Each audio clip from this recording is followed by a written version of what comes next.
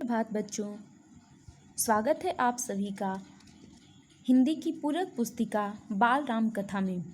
बच्चों, आज हम सभी बाल राम कथा के पाठ 6 दंडक वन में 10 वर्ष का अध्ययन करेंगे।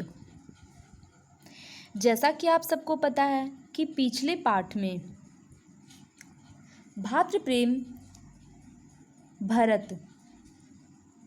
भातृप्रेम का आदर्श स्थापित करने वाले भरत के बारे में पढ़ा था। राम के वन जाने की सूचना पाकर भरत उन्हें पुनः वापस अयोध्या लाने के लिए वन जाते हैं, जहां उनकी भेंट चित्रकूट नामक स्थान पर होती है। परंतु राम पिता के वचन को आज्ञा मानकर वे भरत को अयोध्या जाने के लिए कहते हैं। भरत के प्रस्ताव के अनुसार राम अपना खड़ाऊ देते हैं और भरत पुनः अयोध्या वापस आते हैं। यह सभी आप सबने पाठ 5 में पढ़ा था, लेकिन आज हम सभी इस पाठ में राम, लक्ष्मण और सीता के साथ दंडक वन में कैसे 10 वर्ष व्यतीत करते हैं इसका अध्ययन करेंगे और साथ ही उनकी भेंट महान तपस्वियों और ऋषियों से होती है और वे वन में किन किन राक्षसों का संहार करते हैं, इसकी चर्चा करते हुए हम आज के इस वीडियो में विशेष जानकारी प्राप्त करेंगे। तो बच्चों, अब हम आते हैं पाठ 6 दंडक में 10 वर्ष। चित्रकूट से अयोध्या की दूरी अधिक नहीं थी। चूँकि भरत राम से मिलने चित्रकूट आए थे और चित्रकूट से अयोध्या की दूरी ज़्यादा नहीं थी। भरत के चले जाने के बाद भी अयोध्या से किसी न किसी का आगमन हो सकता था। राम वनवास की अवधि में कोई बाधा नहीं चाहते थे, इसलिए उन्होंने चित्रकूट छोड़ने का मन बना लिया। अभी तक राम चित्रकूट में ही अपनी पर्णकुटी डालकर रह रहे थे, लेकिन यह देखते हुए कि अयोध्या से चित्रकूट अधिक दूरी पर नहीं है और यहाँ पर कोई न कोई अयोध्या से आ सकता है और वे बिल्कुल नहीं चाहते थे कि उनके वनवास की अवधि में कोई भी बाधा हो। तत्पश्चात उन्होंने चित्रकूट को छोड़ने का मन बना लिया। तीनों वहाँ से अत्रि मुनि के आश्रम में पहुँचे। राम, लक्ष्मण और सीता के साथ वहाँ से अत्रि मुनि के आश्रम में पहुँचे। मुनि की पत्नी अनुसुईया, यानी अत्रि मुनि की पत्नी थी अनुसुईया, ने सीता को नारी धर्म का उपदेश दिया। वहाँ पर उनकी मुलाकात अनुसुईया से हुई और अनुसुईया ने सीता को नारी धर्म का उपदेश दिया। उन्होंने सीता को दिव्य माला और दिव्य वस्त्र उपहार में दिए। अनुसुईया ने सीता को ऐसे वस्त्र दिए, दिव्य वस्त्र यानी अलौकिक वस्त्र जिसमें दैवीय गुण हों, ऐसे वस्त्र और उपहार दिए जिनकी विशेषता थी कि वे कभी मैले नहीं होंगे और न ही कभी नष्ट होंगे। अत्रि मुनि के आश्रम में जब राम, लक्ष्मण और सीता की मुलाकात अनुसुईया से हुई तो अनुसुईया ने नारी धर्म का उपदेश देते हुए सीता को मालाएं और कुछ वस्त्र उपहार में दिए। अत्रि मुनि से विदा लेकर अब राम दंडक वन की ओर बढ़ चले। सघन वनों से निकलते हुए वे ऋषियों के आश्रम में पहुँचे। ऋषियों ने उन्हें बताया कि वन में रहने वाले राक्षस आए दिन उन्हें आतंकित करते हैं। वे यज्ञ हवन में विघ्न डालते हैं और पूजा अर्चना की सामग्री उठाकर फेंक देते हैं। राम ने उन्हें राक्षसों से बचाने का आश्वासन दिया। ऋषि मुनियों के ऐसा कहने पर राम ने उन्हें यह आश्वासन दिया, यह भरोसा दिया कि अब ऐसा कुछ नहीं होगा। वे उन राक्षसों को मारेंगे, उनका वध करेंगे। अगले दिन राम ने दंडक वन में प्रवेश किया। वे कुछ ही दूर गए थे कि अचानक एक राक्षस उनका मार्ग रोककर खड़ा हो गया। राक्षस का नाम था विराध। विशाल शरीर और लंबी भुजाओं वाला वह राक्षस जैसे ही सीता की ओर झपटा, राम ने उस पर बाणों की वर्षा आरंभ कर दी। पल भर में ही वह ढेर हो गया। राक्षस को मार गिराने के बाद उन्होंने पुनः आगे की ओर प्रस्थान किया। जब उन्होंने विराध राक्षस का वध किया, उसके बाद से वे आगे की ओर बढ़ते हैं। आगे चलने पर उन्हें क्षरभंग ऋषि का आश्रम दिखाई दिया। अब उसके बाद से उन्हें क्षरभंग नाम के एक ऋषि का आश्रम दिखाई दिया। राम ने उस दिन वहीं विश्राम करने का निश्चय किया। थकान दूर करने के लिए राम ने मार्ग में बिखरे हुए कुछ जंगली फूल चुने और उसका हार बना लिया। इस हार को वे सीता को पहनाने लगे। उसी समय देवराज इंद्र का मूर्ख पुत्र जयंत कौवे का रूप बनाकर वहां आ गया। जब वे सीता को हार पहना रहे थे पुष्पों का, उसी समय देवराज इंद्र का एक पुत्र था जयंत। वह वहां पर कौवे का वेश धारण करके आ गया।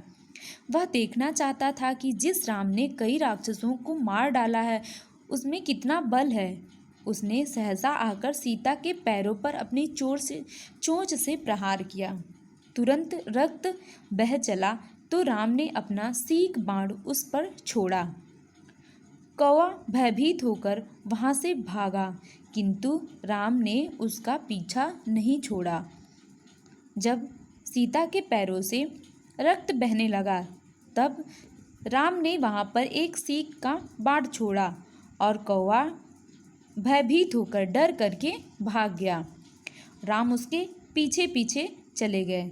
अब वह भागकर अपने पिता इंद्र के पास जा पहुंचा, किंतु इंद्र भी राम के बाण से उसकी रक्षा करने में सक्षम नहीं थे। अब वह अपने पिता देवराज इंद्र के पास गया, लेकिन राम के बाणों से वह कहाँ दूर भागता। निराश होकर वह देव मुनि नारद जी की शरण में गया और कहा कि मेरी इस बाण से रक्षा कीजिए। नारद जी ने उसे बताया कि इस बाण से केवल श्री राम ही बचा सकते हैं। हार कर वह श्री राम के चरणों में जा गिरा और क्षमा मांगी। वह अपनी करनी पर पश्चाताप करते हुए राम के चरण में जा गिरा और राम से क्षमा याचना मांगी। श्री राम ने उसके प्राण नहीं लिए। इतना क्षमा याचना करने पर राम ने उसके प्राण नहीं लिए, लेकिन एक आंख से काना करके छोड़ दिया और राम ने उसे एक आंख का काना कर दिया। तो बच्चों, आप देखते हैं तभी से कौवे सिर्फ एक आंख से ही देखते हैं। उनके एक आंख कानी होती है, वो एक आंख से काने होते हैं। इसके बाद राम ने सीता और लक्ष्मण के साथ सुतीक्ष्ण मुनि के आश्रम की ओर प्रस्थान किया। अब वे आगे बढ़ते हुए सुतीक्ष्ण मुनि के आश्रम में पहुंचते हैं। सुतीक्ष्ण मुनि अगस्त्य ऋषि के शिष्य थे। सुतीक्ष्ण मुनि जो थे वो अगस्त्य ऋषि उनके शिष्य थे। आश्रम में रहने वाले तपस्वी बहुत दुखी थे। उन्होंने अस्थियों का एक ढेर उन्हें दिखाया और कहा, ये सारी अस्थियां उन ऋषि मुनियों की हैं जिन्हें उत्पाती राक्षसों ने मार डाला है। और सुतीक्ष्ण ऋषि उस आश्रम में जो भी तपस्वी रहते थे, राक्षसों ने उनकी सारी अस्थियों उन्हें मार करके और उनकी सारी अस्थियों का एक ढेर बना लिया था। उन ऋषि मुनियों ने राम को देख करके उनके सारे अस्थियों को दिखाया और कहा कि राक्षसों ने यह कार्य किया है और उन्हीं उत्पाती राक्षसों ने ही इन ऋषि मुनियों के अस्थियों का ढेर बनाया है। राम ने वहीं रुककर उन राक्षसों का संहार करने का निश्चय किया। दंडक वन में रहकर राम लक्ष्मण ने निरंतर राक्षसों का संहार करना आरंभ कर दिया। इसी प्रकार दंडक वन में रहते हुए उन्हें 10 वर्ष बीत गए। इस प्रकार से उनकी मुलाकात सुतीक्ष्ण मुनि से हुई, क्षरभंग ऋषि से हुई और उन्होंने विराध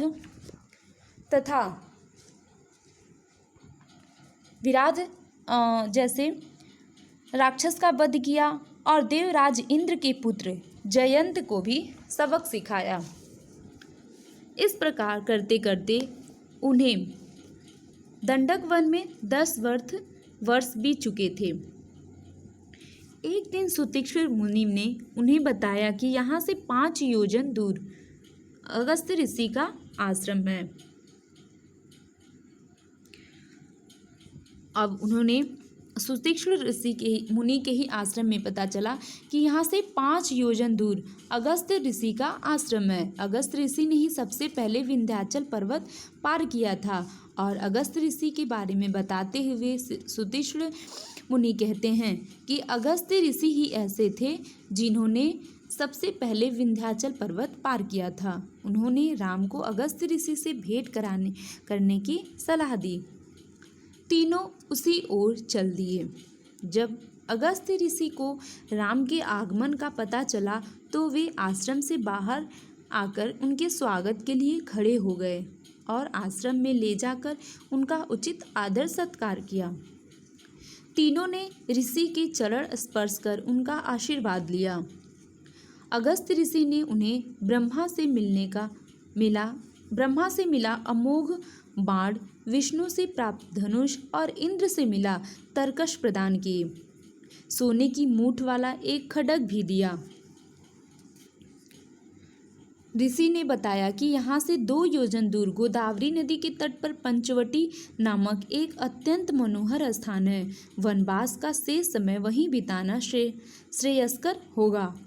और इसके साथ ही उन्होंने धनुष, बाण, तरकस भी दिया खड्ग के साथ। और उसके साथ ही उन्होंने ये भी बताया कि गोदावरी नदी के पास पंचवटी नामक एक स्थान है जहाँ पर आप अपना शेष समय वनवास का वहीं पे बिताइए। अगस्त्य ऋषि से विदा लेकर राम और लक्ष्मण गोदावरी नदी